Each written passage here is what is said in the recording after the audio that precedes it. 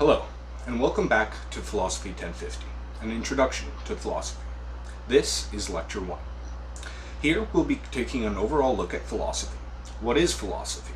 How does it relate to us? And what are some examples of it? In this lecture, we'll be covering Mary Midgley's essay, Philosophical Plumbing.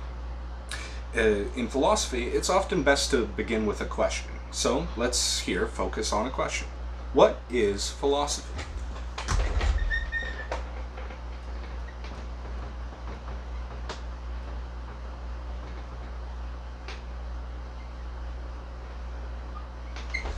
So that's going to be our question for the lecture today.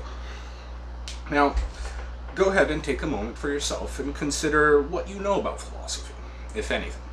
It's likely that you've heard the word before, philosophy, philosopher, but many people don't actually know much about philosophy beyond that. So feel free to pause the video for a moment and consider the question. I'm assuming you've done that now. So now that you probably have some guess as to what philosophy is, even if that guess is that you have no idea what it is, let us consider for a moment that the answers that might have been given. So philosophy could be a way of thinking about life. Philosophy could be something that academics do. Philosophy could be something that has no right answers. That's something that a lot of people think. And lastly, philosophy could be something you think, is boring, and it's just reading books by dead old people. All these answers have some truth to them, and we'll return to that to answer this question a little bit later. But for now, let's turn to Mary Midgley's essay, Philosophical Plumbing. Mary Midgley's answer to our question involves quite a few things. So first of all, she wants to say that philosophy is needed. It's not optional. Next, she wants to say that philosophy deals with unnoticed conceptual infrastructure that's happening in our day-to-day world. So philosophy is actually affecting you whether or not you know it. Philosophy sometimes can go wrong, and sometimes it can go right. It can help us, but it can also lead us to do, less than good things. Philosophy is difficult to repair. So when your philosophy goes wrong, you need an expert to come in to actually know where to look. Here's where it starts getting interesting, because she also says philosophy is not planned as a whole. So there's no one philosophy that someone came up with and now we're all using it. It's a bunch of small additions here and there. So because of that, you can't just completely throw out all of the philosophy we have and start from the beginning. You have to, change it piece by piece. The thing about philosophy is that, as mentioned before, it's hard to notice issues in. So even if you do know something's going wrong, it's kind of hard to tell where it's going wrong, which piece you need to swap out. And finally, Mary Midgley wants to make the point, and this is basically her argument in the paper, that philosophy is needed because it is like plumbing, except people actually recognize the need for plumbing.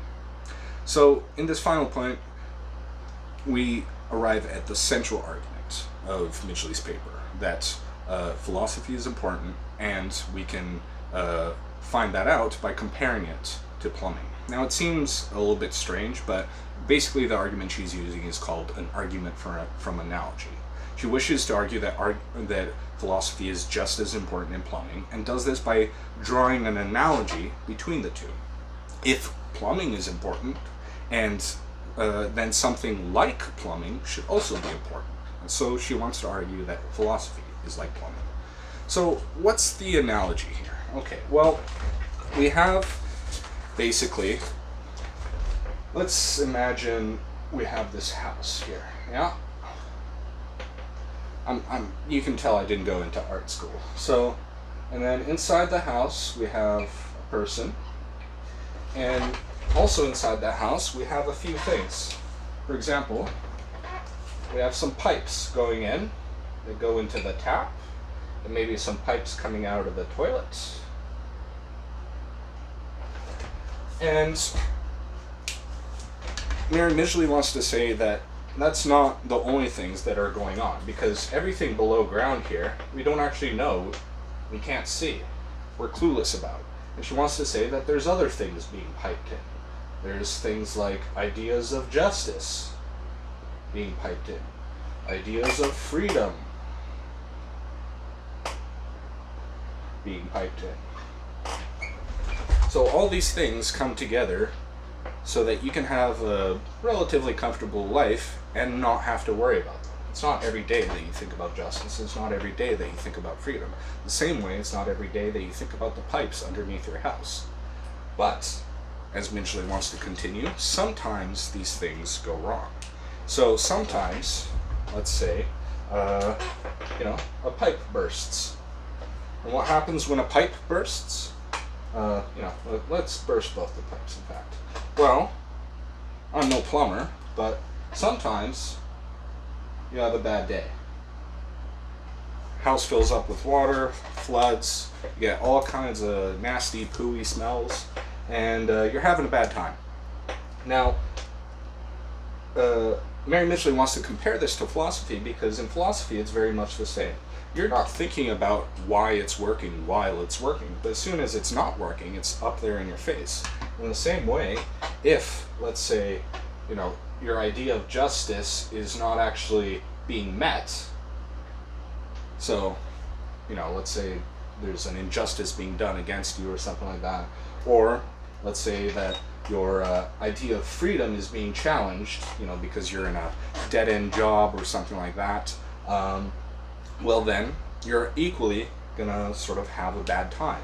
You're, first of all, just like with the plumbing, you're gonna have some bad smells, but you don't really know where it's coming from. You just know that something's wrong, and then eventually, the floodwaters open, and you basically can't ignore it anymore. There's a problem with your freedom, or there's a problem with the justice in the society, and you just can't ignore it any longer. So, at that point, you need someone to come in.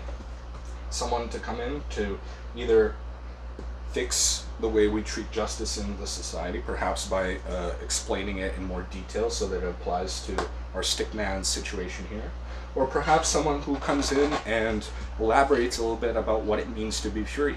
Maybe they'll say things like, well, we can't choose everything in our lives, but there are certain freedoms that we do have when we choose the sort of person we are, or something like that. And so, these sorts of problems, Mary Midgley wants to say, both in the case of plumbing and in the case of philosophy, are things that, A, are absolutely crucial to our lives, B, we don't really notice, and C, when they go wrong, they have to be fixed. And generally speaking, they need to be fixed by an expert. Now, after all this rambling about plumbing and philosophy, what actually is philosophy? Well, first of all, it should be noted that the word philosophy comes from Greek, and it has two compound words. So we have philos and sophia. Philos means love, and sophia means wisdom. So philosophy is the love of wisdom. Now, that's a pretty dry definition, and it'll make a little bit more sense as we go through the course. But for now, I think that it's probably still a little bit too loosey-goosey. So, I'm going to get rid of our stick man here. I think he's done his job. I'm going to propose something a little bit more direct to Mary Midgley's essay. So, what does philosophy do? Well, first of all, it formulates thought.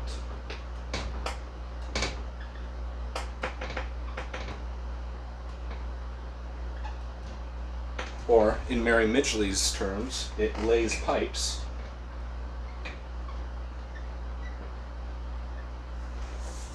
The next thing it does is it clarifies thought.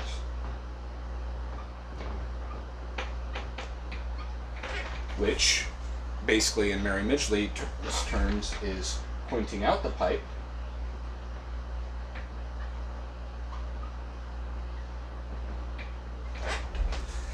The next thing it does is it critiques and identifies problems in thought. So let's just call that critiques.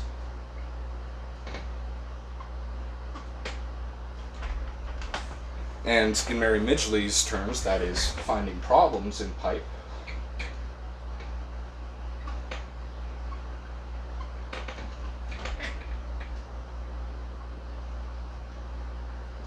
And lastly, philosophy reformulates thought and updates our system of thought. So let's call that updates.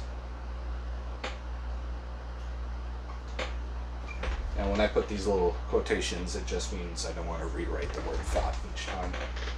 And so what is updating systems of thoughts in Mary Midgley's analysis? Well, that would be fixing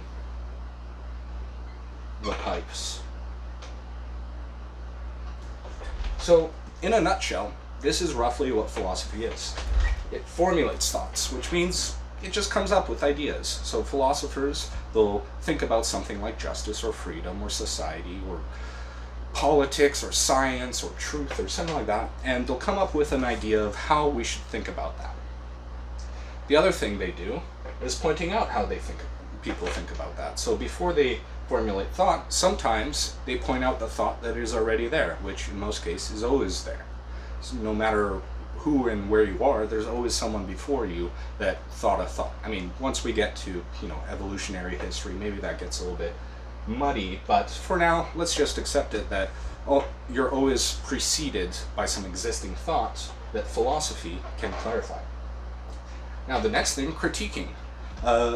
These thoughts that are formulated, 100 years, 1,000 years ago, 2,000 years ago, in some cases even like 5,000 years ago, we have to be able to not just accept them as our own, but also be able to tell when they're stopped working and they're no longer good for our purposes. So philosophy is very good at that. Because it can identify the ideas, it can critique the ideas and notice the problems in them. Lastly, philosophy, and the last step is kind of like the first step. I mean, in some sense, it is the same step. It takes the old and updates it with knowledge to all the problems that the old ideas had. So, for example, in the case of something like, let's say, commerce, at some point in our history, commerce changed from something that was kind of lowly and just needed to actually the core principle behind society. So Adam Smith, he was the one that champions what we now know as capitalism. And so ideas like that are also included in this. So he took the old ideas of mercantilism and stuff like that and clarified what we were doing. And by clarifying that, he was able to critique what was going wrong in the past. And by critiquing it, he was able to formulate or update a new system that could serve us better. And we're always doing this in every single field. It's just sometimes, as Mary Midgley says, it's kind of hard to see. So, the great innovations of philosophers, according to Midgley, often seem very obvious, especially by people like poets and artists. They say stuff like, oh yeah, that's obvious. Why didn't I say that? Why didn't I think of that? And in some cases, they even did say it in their poems or in their stories in some way or another. But philosophy just isn't just awareness of those ideas like the poets and the artists have. Philosophy is working out those ideas in fully. Actually getting into the nitty-gritty of what it means to be free, of what it means to have justice, and so forth. Now, this work tends to be boring. So, when you're talking about something like justice, what you have to do is read a whole bunch of stuff written by people who are trying to figure out what justice is. It can be long, it can be difficult, but as Midgley argues, it's just as important as plumbing. Now, indeed, the more useful a particular philosophy is, the more work that needs to be done. For example, the work that Adam Smith did on capitalism, that is a really big chunky book. So because of this, some people are often shy away from philosophy because of how much work goes into it. And not only that, but because it's so difficult, you need special training for it. If you don't know what all the previous attempts at figuring out what justice is, then you're not going to know how they went wrong. So you might just make the same mistake that they did without knowing it. In other words, part of what makes a philosopher is their awareness of philosophical history, of the history of thought itself. Now, Midgley describes philosophers as a sort of like lawyer poets. In fact, that's important enough. I'm going to put up here. Lawyer poets. because, as mentioned, they're aware of those sort of uplifting ideas that the poets and artists are aware of, but they're also have a very strict logical rigor to actually work out what those ideas mean. So the poets, they are poets in that they see the grand visions, but they are lawyers in their, as Midgley puts it, logical doggedness, which just basically means you're a stickler for the rules of logic. You don't want to say anything that's self-contradictory or something like that. They take the vague and fanciful ideas from the poets and turn it into something reasonable and robust, something usable. Midgley suggests that this is in part what makes philosophers have their prestige, the fact that they can take these grand ideas and zoom in on them and treat them with very specific care. Now, this sort of logical doggedness sometimes gets away from itself when you're trying to be such a stickler for the rules, and Midgley notes this. When philosophers focus largely on being rigorous, philosophy largely turns into more of a theoretical pursuit, rather than one that is immediately practical. So, they'll be talking about justice, but then they'll be getting into stuff like, what is the ideal form of justice in a world with no death? Or something like that, right? They'll ask questions like that, and at that point it's no longer useful. But they are trying to be careful to see what would happen to the idea of justice in that scenario. So, to a certain extent, philosophy can get away from itself by getting deep down into the details. And with impressive imagery, Midgley paints the scholastic philosophers, which is these group of highly theoretical philosophers, as working away in tucked away laboratories, presumably conducting thought experiments.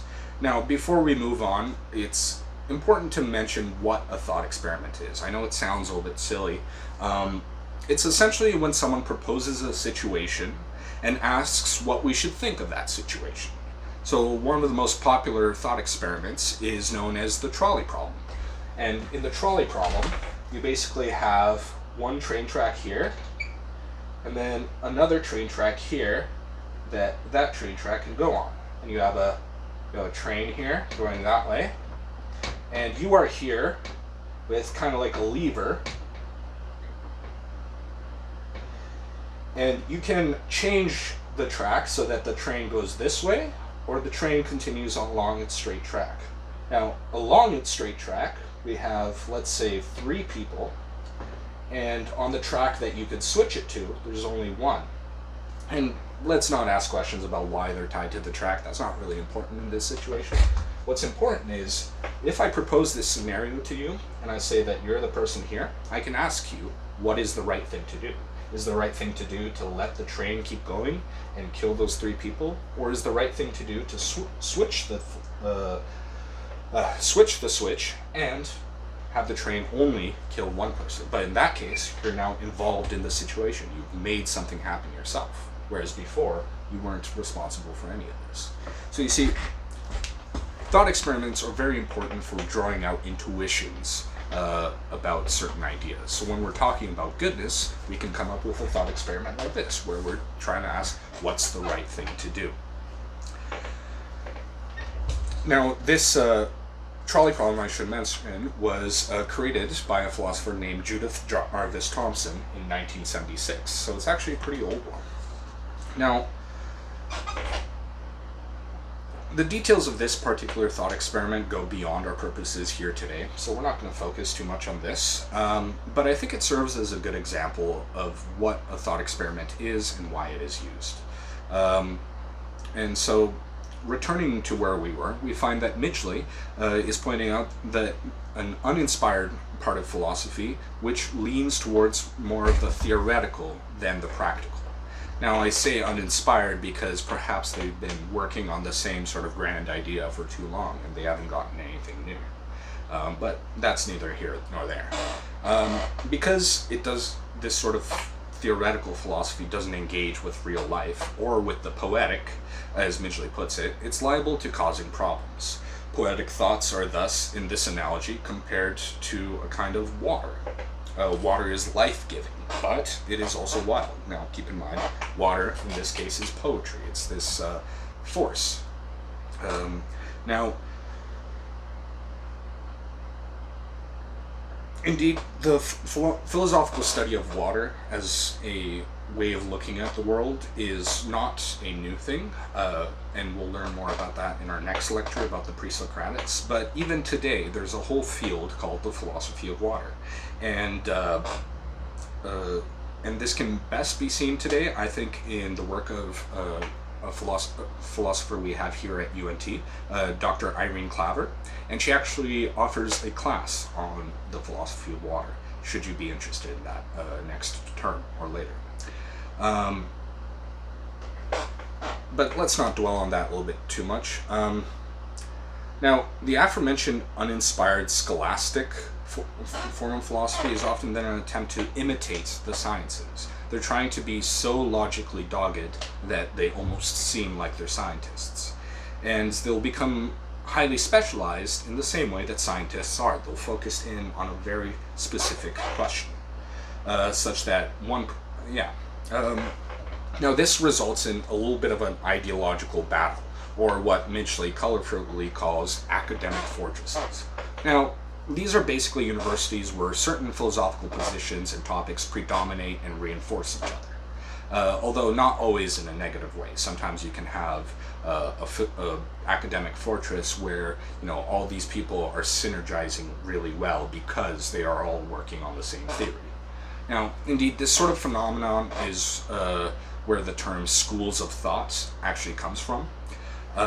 Back in Greek times, there were literal separate schools for different ways of thinking and for different philosophies, and we'll learn a little bit more about those in the following lectures.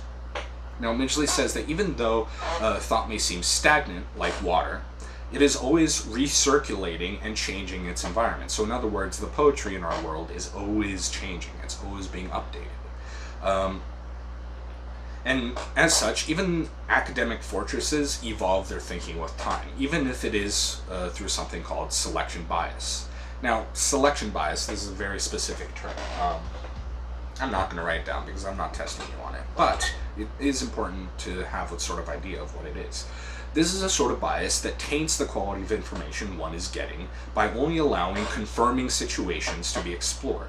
So, for example, a selection bias in a survey, and this is kind of like a funny joke I saw a few weeks ago, it's, we did a phone survey asking people whether they like to take phone surveys, and we got a 99% hit rate, that 99% of people like responding to phone surveys. But obviously, if you're only asking the people who did respond to the phone surveys, then you're going to get a skewed result.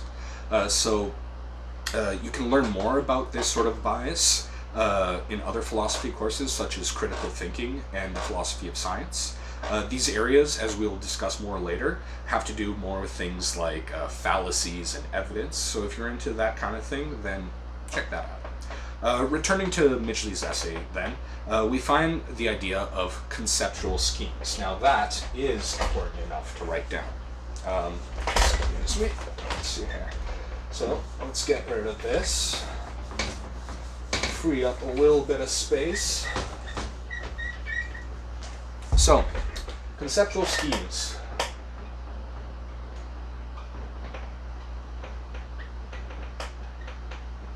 What is a conceptual scheme? Well, it sounds complicated, but basically it's pretty simple. It's just the way that your thoughts hang together, and there can be better and worse conceptual schemes, but for an example, we could give the conceptual scheme for freedom.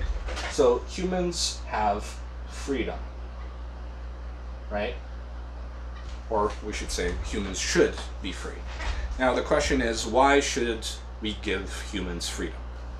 Well, a common answer to that is because humans are, or should be, respected.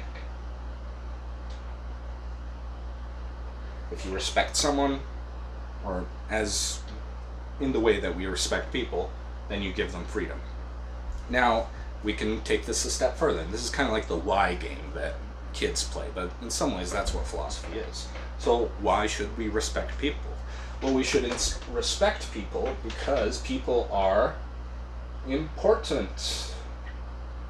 Now that seems convenient. Alright, so people are important. Well, why are people important? Well, people are important because they are special. Now, why are they special? Let's think about this. Well, an answer that a lot of philosophers have given is humans are special because they are rational.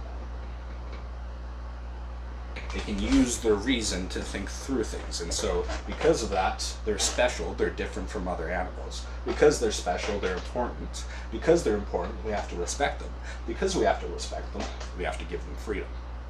Now we can take this one step backwards, asking why are humans rational?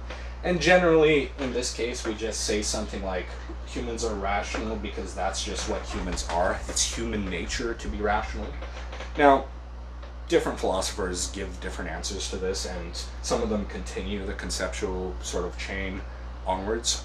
For now, I think this serves our purpose of explaining what a conceptual scheme is. It's just sort of a set of ideas that hang together in order to produce an overall philosophy. Now, let's see here.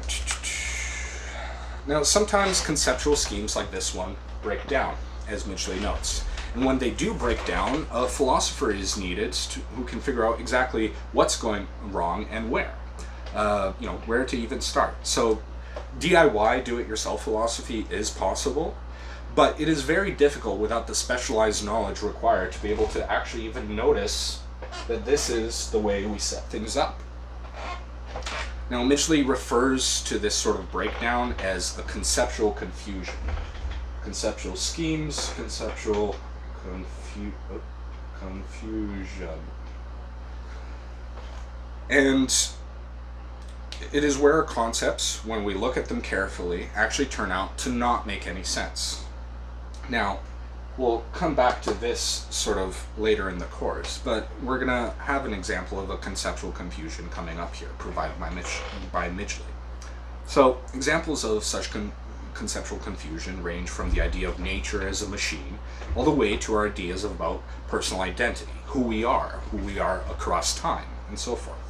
To focus on one example of a conceptual confusion, let's look back to Midgley again. So Midgley points out the concept of a social contract, which it does quite a lot of work in our society.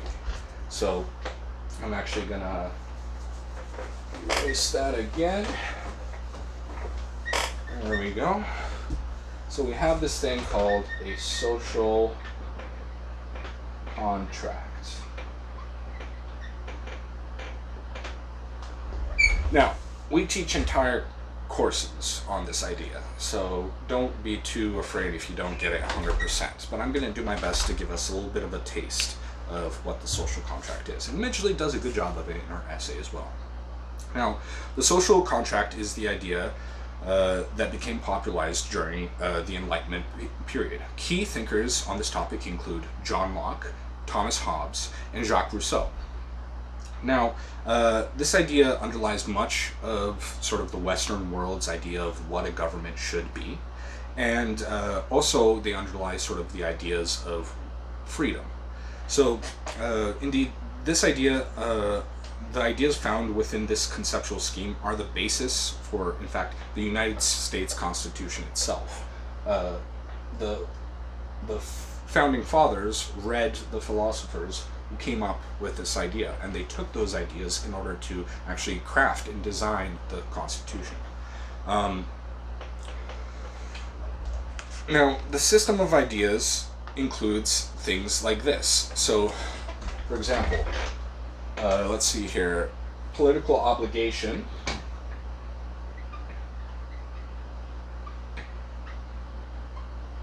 is a result of consent from below.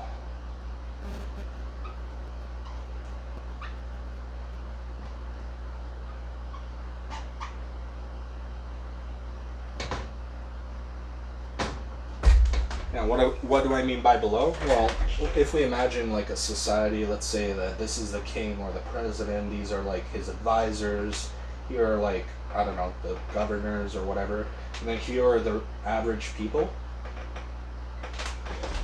the idea with like monarchy is that power or political obligation comes from above. So people are obligated to the king. Whereas in this idea, political obligation comes from below, which means that the people who are in power are obligated to honor their social contract with all of the people. So every single person basically in a society is in a social contract with every other person. The power comes from below. Now, another basic idea of the social contract is that people should be free so long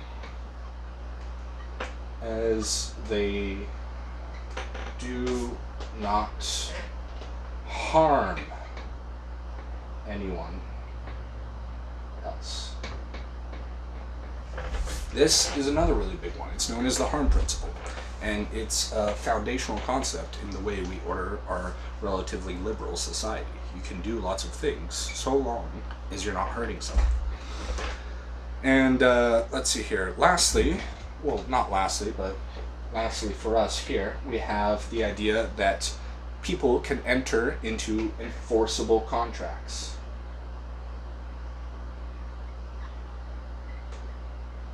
Oops, there's a there. Anyways, contracts. Basically, this means in our society we have a system for enforcing promises to each other. So if two people agree to a certain thing, then we have the ability to force those people to follow their agreement with each other. Now, also contained within this is sometimes the ability to sort of cancel the contract. So canceling with consent. And that's the important part there. If the people who made the contract agree to cancel the contract, then that is also all right. There's no binding thing that holds you for the rest of your life. So these are some of the main ideas that go into the social contract, and they've given a lot of the society, given us a lot of the perks of the society that we live in now. And it seems like a pretty sweet conceptual scheme, all things together. Indeed, it has done a lot of work for establishing what we take for granted today. Now, does this mean that no fault can be found with it, that there's no conceptual confusion here? Certainly not. And Midgley gives a good presentation of some of the issues with the social contract in her essay. But before we go on, I just want to make sure that we're 100% clear on the most basic idea of the social contract. The idea is that the social contract just is what society is. Society is held together by a large series of people agreeing to that society. So if you live in that society, then, according to this theory, you're agreeing to that society and its rules. And furthermore, you're in agreement and in a contract with every other member of society. So no one is above it. I hope that's clear enough. Again, this lecture isn't just about the social contract, but it is important to get clear on this before we move on to the problems with the social contract. In essence, it's basically just an association of individuals coming together. Now, so what are the problems that we could maybe find with the social contract? Well, I'm going to need more space again here.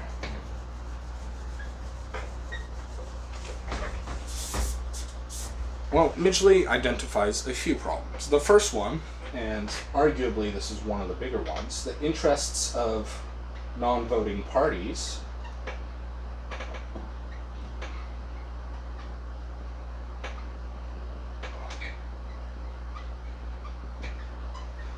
are not represented. Now, what do I mean by a non-voting party, or what does Midgley mean by it? Well, it's basically people who aren't, and not just people, but anyone or anything which is not able to discuss in a rational manner. So this could be, because they are a child, or they are sick, or they are mad, or crazy, in other words. You know, maybe they're just bad at talking, they're inarticulate. Or, lastly, maybe they're just not human. So, if the social contract is the proper basis for a proper government, then that implies that only things that can actually talk about being in a contract and therefore agree to being in the contract are actually represented in it. Everything that can't do that isn't in the social contract, and therefore, by this theory, we don't have any obligations to it. Now, many central issues in environmental ethics focus on this part, the non-human. So there we have things like plants and animals, and even things like streams and mountains. There are basically just whole parts of our world that aren't able to speak for themselves. And for that reason, if we don't change anything, the social contract is going to lead to injustices against the the children, the sick, the mad, the inarticulate, and the inhuman. And lo and behold, that is a lot of what has happened in the past few hundred years. The fact that we can't actually ask these groups of entities what they want or how we can treat them well, we've, for the most part, just kind of been ignoring it. And so environmental ethics focuses a lot about, you know, how we can expand our idea of what is important. And to that note, just as a sort of interesting thing, so environmental ethics actually has gone through a lot of sort of different steps in that. So we have these different things called there's not really a word for it, I would say centrisms, but it's like there's a suffix called centrism. And you might know it from something like heliocentrism, which is the idea that the planets revolve around the sun. Well, when we're talking about ethics, and specifically environmental ethics, the word centrism actually has to do with where you focus your value on. So, and there's actually a lot of steps or options for what you could focus on. So you have egocentrism. So that would be like, let's see here. I don't know if I have space to write each one completely, but I will write the first one so you get the idea. You have egocentrism, and that's just focusing on only yourself as a valuable thing to care about. Then, after that, you have genocentrism, which is caring only about the people they're related to. After that, you have sociocentrism, which is only caring about your tribe or your society or your nation. Then you have anthropo.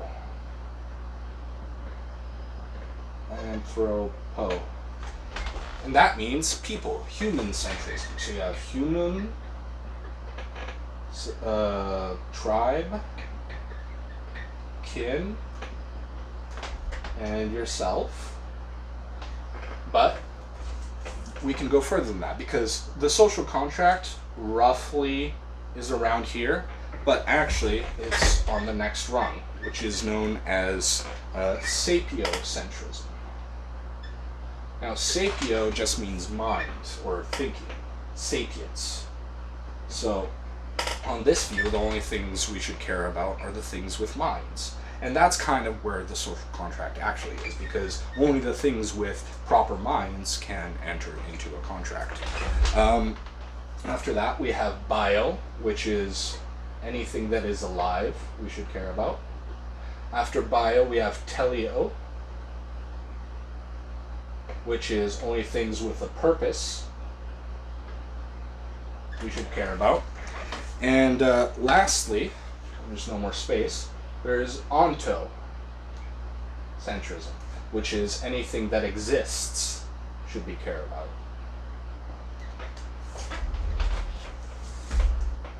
Now, I know that's a lot, and you might spend some time looking at this list and deciding sort of where you think that the line should be drawn. Should we only care about ourselves, only about our family, only about our nation, only about humans? only about things that are smart enough to be kind of like humans, only about the things that are alive, only about the things that have purpose, that seem to, have a certain regularity, uh, or should we just care about everything?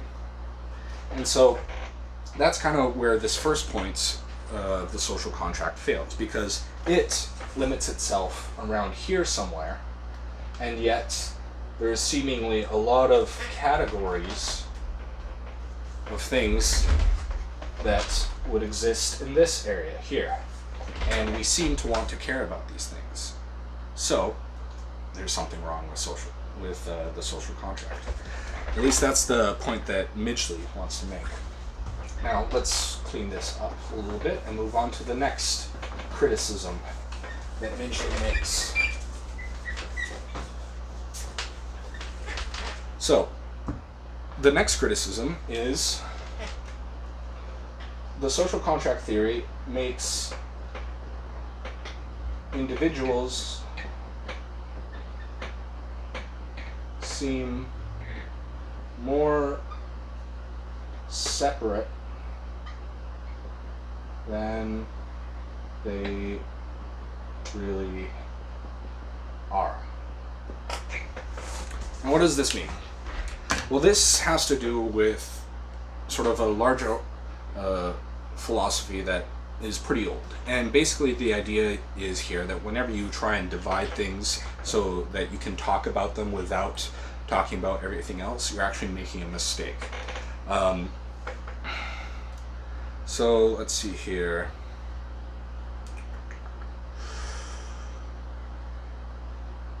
Now, Midgley uses the term organic model, and the organic model is basically this philosophy I was talking about, which is you can't talk about things out of context.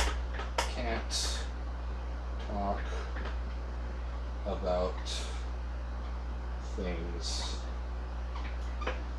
out of context. The social contract theory makes it sound as though a whole bunch of completely separate individuals came together and still as individuals agreed to something called the social contract. Now, whether or not that event actually happened is besides the point. The point here is that those individuals aren't quite as separate as the social contract theory would have us think. Those individuals, most of them are probably within families, most of them are probably within certain social groups, within certain tribes, and because of that, not all of them were necessarily just individuals making decisions for themselves. You can't talk about a father, for example, or at least a good father, without mentioning his kids and the welfare of his kids. And so the second problem with the social contract theory is that it tries to give, and Midgley calls it, a Lego brick account of society. That society is just a bunch of separate pieces, and any one of those pieces you could easily remove without affecting the rest, which seemingly just isn't true. An example I would give is a taillight, for example. So I gave the example of the father. Another example would be a taillight. If you just see a taillight by itself on the floor, let's say like even in the middle of a desert or like on an alien planet, you wouldn't be able to understand what that taillight is except in the context of the car that it's supposed to be a part of. By itself, the taillight doesn't make any sense. But if you take the taillight and understand it as part of something bigger, then suddenly that taillight, the parts of it start making a lot more sense. It's like, oh, it's got a light bulb there because it's on the back left side and blah, blah, blah. Let's see here.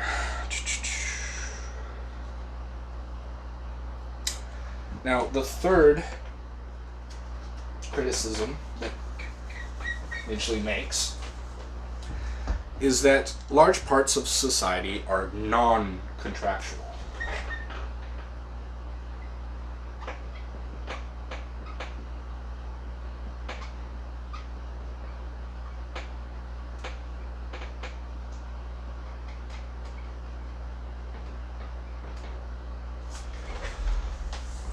So What does she mean by this? Well, instances such as the relationship of a mother to a child or a person to their tradition breaks this sort of social contract idea, because a mother does not need a contract to feel an obligation, nor does a person need a contract to feel an obligation to their culture or to their society. A person, similarly, is not obligated to follow their traditions. There's no contracts that you sign when you're born and enter into a certain tradition. Yet, tradition is a huge part of our society, and people follow it all the time. So is family. Family is a huge part of our society.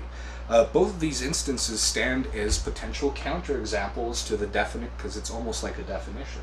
The social contract is what society is. Well, if society is things that are non-contractual, then the social contract, being all and only what society is, has to be wrong. Now, that being said, Midgley notes some freedom fundamentalists, such as existentialists and libertarians, might want to maintain that even these family and tradition, that even these are an illegitimate sort of imposition on people's freedom. That people should be free even from their obligations to family or their obligations to freedom. And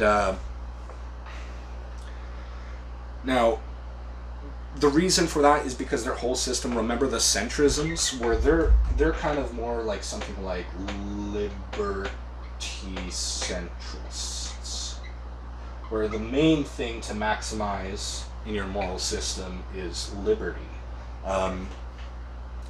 We don't have time to really discuss about the good and bad parts of thinking that way, but that is an option. Midgley states that the social contract is one of the more obvious philosophical paradigms that we have in our life, but there are many other ones that secretly make their way into our lives without us noticing.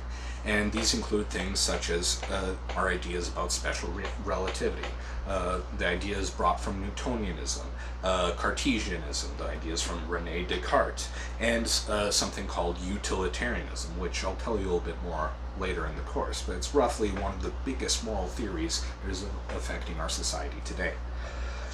In all, Midgley is making the point that in many cases, people are kind of like fish that don't see the water that they're swimming in.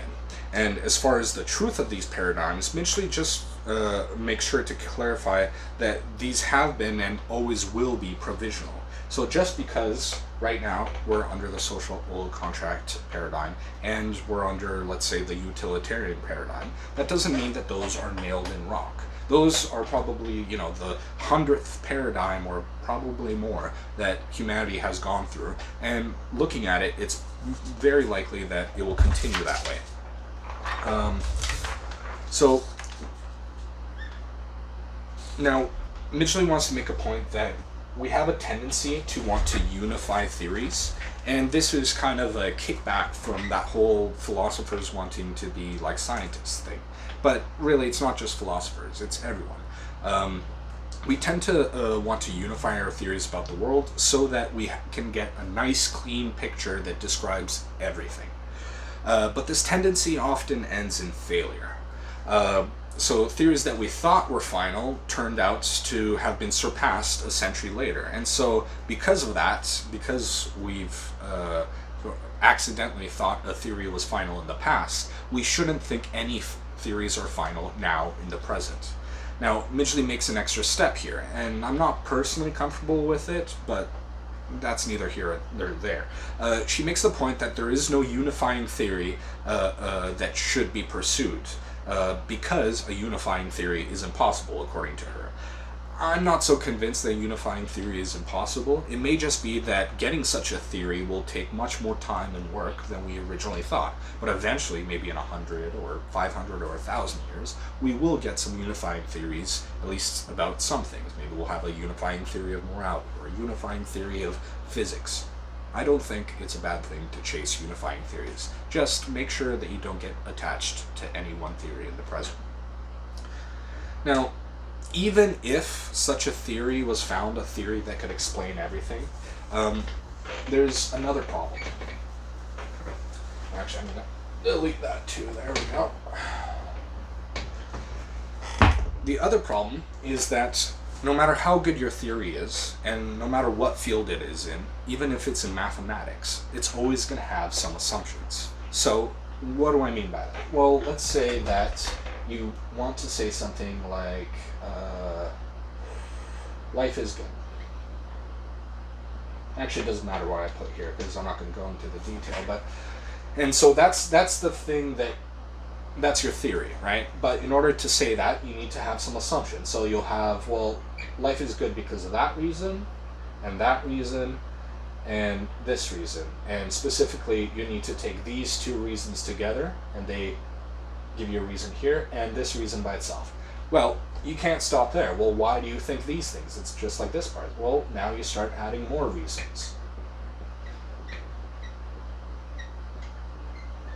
Now you have a whole bunch of reasons, but you can't stop there. Again, you have to keep adding reasons and reasons and reasons and reasons, and eventually you're going to come, so let's pretend this loops back down, eventually you're going to come to some reason that you're giving that you have no more reasons for.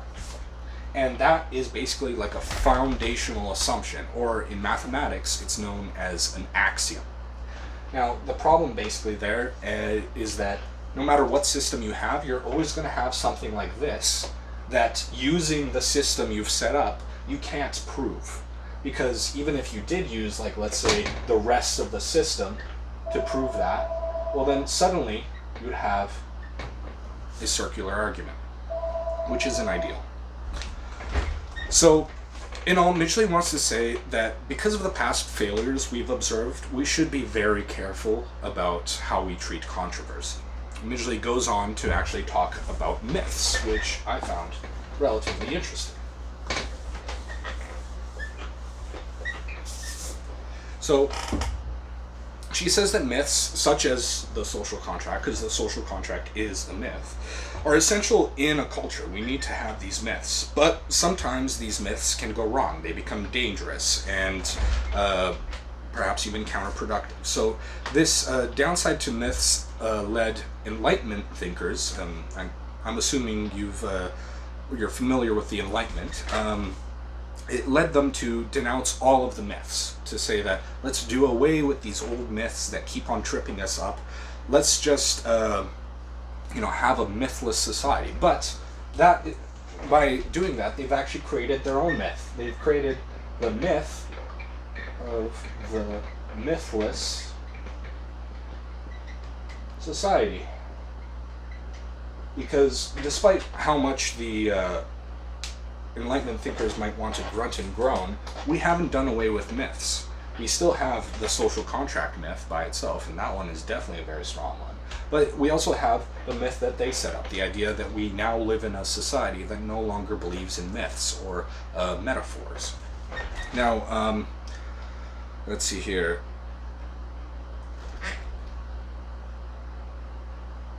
So, yeah, the myth here being that we as a society are now detached and objective. And we certainly are more detached and objective to some degree, but we're definitely not completely detached, and we're definitely not completely objective. We still have a lot of things sneaking in through the back door and affecting our thought.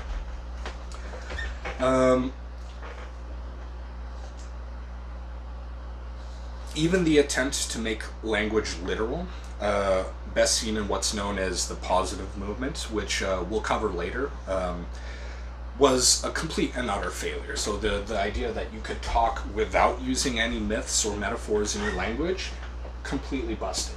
We've tried that for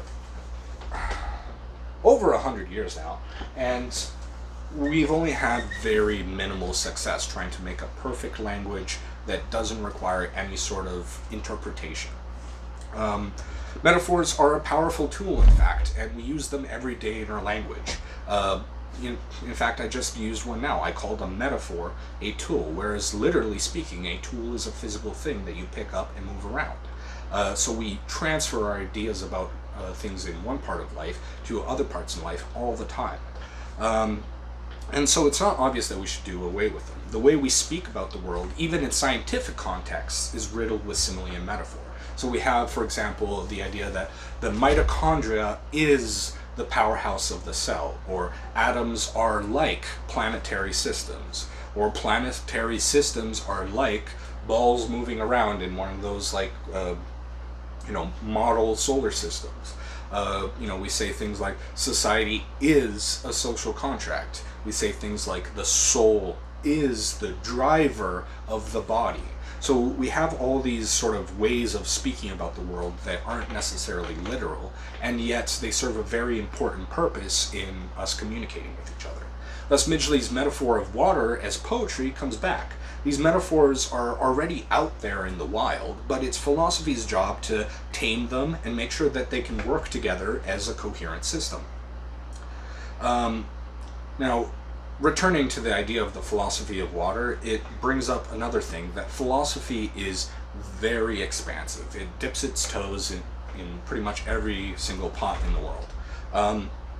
Almost all fields of thought and life are thought to have a philosophy about them. So we have things like the philosophy of water, of politics, of ethics, of math, of logic, of history, of science. Let's see here. Economics. Of self. Of religion. The list goes on and on. Pretty much anything you can think of that is a field like that, there's a philosophy of. But there's even a philosophy of philosophy, and we call that meta-philosophy. And that is actually what Midgley is doing in her essay. She's doing philosophy about philosophy, so she's doing meta-philosophy. Thus, Midgley arguably has made her point that philosophy is not just an unnecessary luxury, but rather a necessary service, especially considering all these things that philosophy contributes to. Philosophy doesn't just comment on these many fields, but actually often creates them out of nothing and contributes to the conceptual schemes that they use to this day. Another metaphor one could use is that philosophy is kind of like the shadowy advisor of society, although let's not develop that a little bit too much here. Now, before we continue, it would help to get a little bit more detail about philosophy and its subcategories. Now, these are subcategories of philosophy, but they're not the ones I'm talking about. So, philosophy fundamentally is, at least according to traditional academic accounts of it, and specifically Western philosophy, is split up into three different main branches. Now, the first one is epistemology.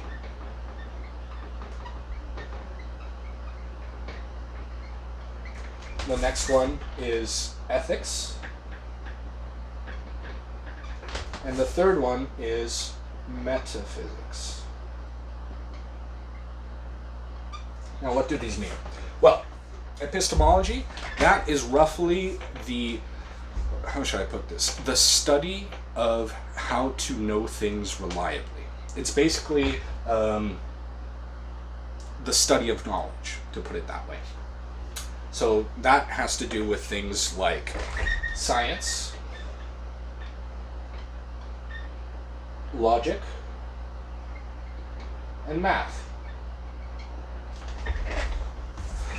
Metaphysics, on the other hand, has to do more with talking about the stuff in the world. What is the world made of? What is the world, period. What is the world? And so you'll get metaphysics tackling questions like, what is the self? Questions like, what are objects? Where do they start and where do they begin? And lastly, it covers things like, how should I put this? It's kind of like physics. where it's not just the objects in the world, but it's also sort of the forces that contribute to it. Now lastly, ethics, which actually I messed up on. Let's get rid of that. That's value theory. Ethics is actually a subcategory of value theory, and it stands along with aesthetics and politics.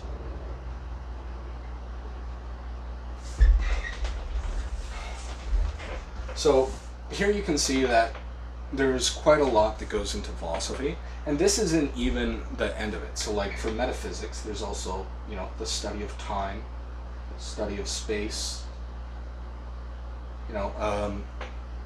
and with value theory, you might also get something like, let's say,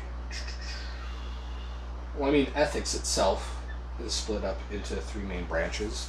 Epistemology, science, has a lot of different sciences, there's a lot of different logics, and there's a lot of different maths. So there's actually a really huge tree of stuff that can be considered philosophy. Now, these categories, as I said, aren't exhaustive, and other philosophies, such as Eastern philosophy, postmodern philosophy, or even untrained philosophy, so the DIY philosophy that someone might do on their own, often defy these categories. They're not easily put into this area or this area. Indeed, postmodernism itself is a criticism of the idea of categories and their reality.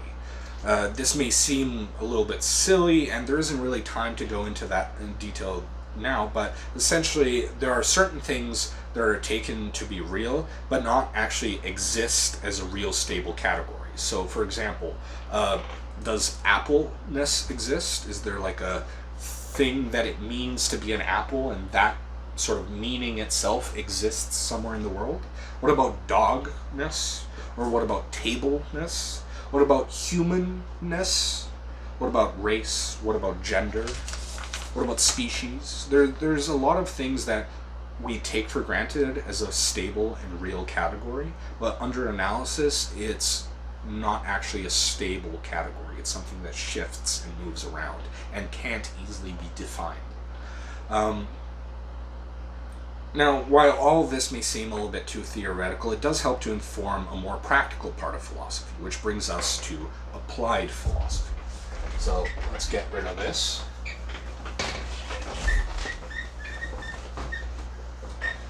So now we have applied philosophy.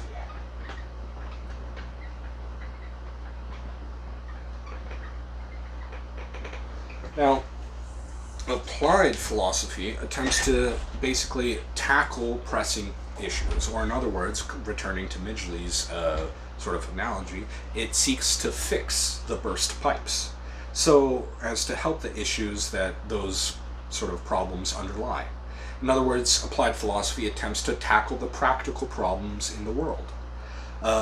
And so applied philosophy fields include, but are not limited to, things like environmental philosophy, political philosophy, social justice,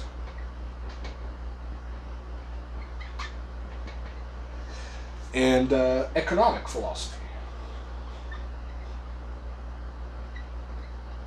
So, and again, this isn't a final list. There's a lot more different kinds of applied philosophy, but these are some easy ones to imagine. Environmental philosophy tries to solve problems or give new ideas to solve problems with things in the environment. Political philosophy, problems in politics. Social justice, problems in our justice system and the way we treat each other. Economic philosophy, problems in the way we assign value to things and trade them to each other. Perhaps we're not being as efficient as we could be. Or perhaps we're being too efficient. Some people say that as well. So there's a lot of different fields that count as applied philosophy.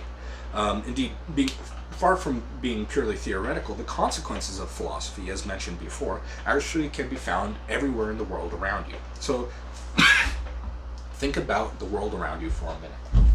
Sort of, how much of it is based on ideas that you don't know the origin of, that you don't know who the first person that thought that idea was and why they thought that idea was so great. I'll give you a moment. And the moment is over. So basically there's a lot of things in our world that come from philosophy. So I'm going to write down just a few things here. So we have capitalism. We have science. We have democracy. We have happiness. We have theism, atheism, math, and each of these fields have some very specific and famous philosophers behind them. So with capitalism, we have Adam Smith,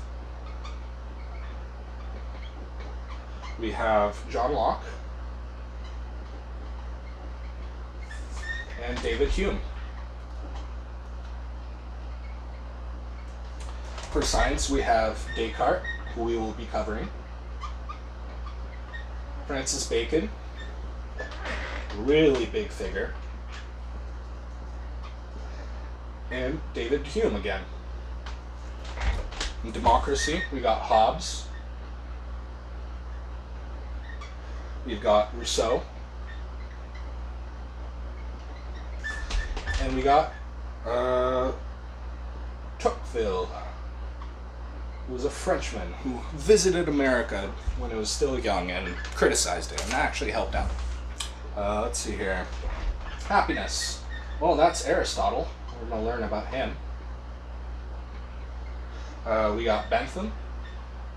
We got Mills. What about theism? And that's a pretty big force in our society. Well, we got St. Thomas Aquinas. We have St. Augustine.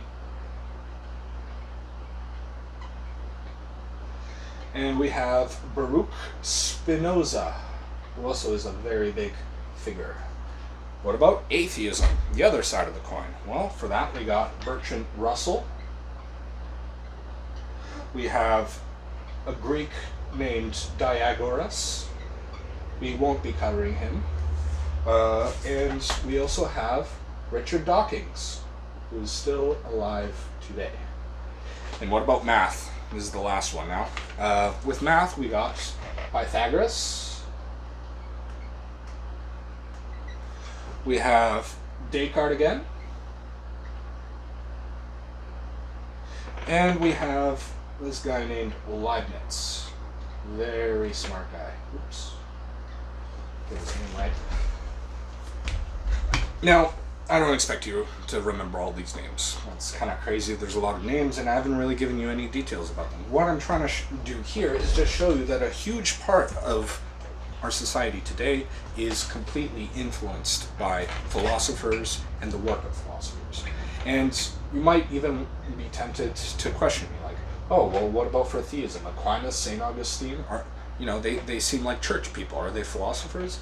Well, back in the day, the distinction between a philosopher and a theologian existed. There was a difference, but in some ways they were doing the same thing. They were trying to be careful about what they're thinking and trying to set up a system of thought around it. I often like to say that whenever philosophy becomes useful, it's no longer philosophy. While there is some truth to that, it masks the fact that philosophy is largely a Western construct, and other cultures have contributed quite a lot to the thoughts we have in our world today, to our conceptual schemes, and without being part of the philosophical tradition that started in Greece. So I hope that this has served as a decent first taste of what is to come. Philosophy is a very big subject, and we'll only be able to cover a very small part of it in this course. Even the timeline of philosophy that you have in your textbook that you had to read for this lecture is leaving out a large majority of thinkers that have contributed a huge amount of stuff to the conceptual schemes that you take for granted today. I hope this actually excites you more than it scares you, because it certainly excites me. With that said, this lecture is now concluded. See you next time, where we will be covering the pre-Socratic philosophers. See you there.